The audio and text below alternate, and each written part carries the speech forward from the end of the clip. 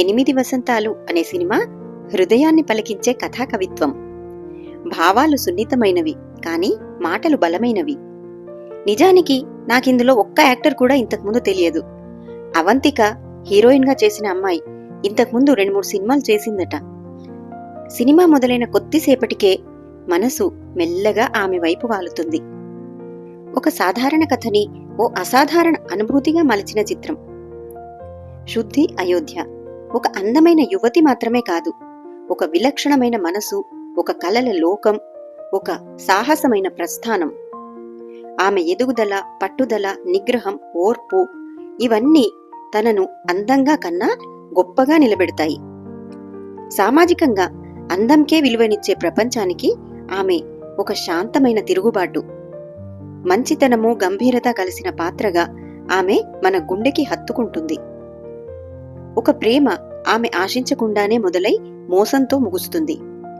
కానీ శుద్ధి ఆ రిజెక్షన్కి హుందాగా సమాధానం చెప్పి రాణిలా వ్యవహరించి ప్రేక్షకుల దృష్టిలో ఆకాశమంత ఎదుగుతుంది. ఓ మోసగాడు ఆమె జీవితంలో నుండి వెళ్లిపోయినప్పుడు ఆమె శోకం చూపించదు, బాధనంతా ఒకేసారి కడిగేసి ముందుకు నడుస్తుంది. సెకండ్ హాఫ్ స్వల్పంగా తడబడినట్టు అనిపించినా అక్కడే కథ కొత్త మలుపు తీసుకుంటుంది.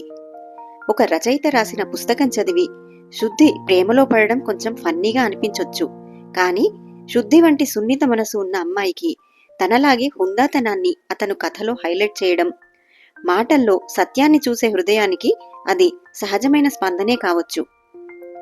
ఇక్కడి నుండి కథ ఒక పోయటిక్ నవలా రూపం దాలుస్తుంది.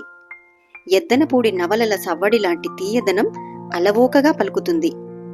అసలు ఆ రచయిత ఎవరో శుద్ధికి తెలియకుండానే ఆమె లైఫ్లో 8 ఏళ్లుగా ఎలా ఉన్నాడో, ప్రేమించిన అమ్మాయి జీవితంలో సంపూర్ణ ప్రేమ కవితగా ఎలా మారాడో తెలియాలంటే సినిమా చూడాల్సిందే. క్లైమాక్స్ అంచనాలకు దూరంగా, గుండెకి దగ్గరగా ఉంటుంది. ఊటీ, కాశ్మీర్ లాంటి లొకేషన్లో ప్రతి ఫ్రేమ్ని వర్ణచిత్రంగా మార్చాయి. 8 వసంతాలు ఒక సినిమా కాదు, ఒక అనుభూతి, ఒక నెమ్మదైన ప్రేమయాత్ర. ఆలోచనల మీద కురిసిన చినుకుల్లా తీయగా తడిపే కథ. అందం వెనక ఉన్న అర్థాన్ని, ప్రేమ వెనక ఉన్న స్వచ్ఛతను ఈ చిత్రం మనకి నిశ్శబ్దంగా నేర్పుతుంది.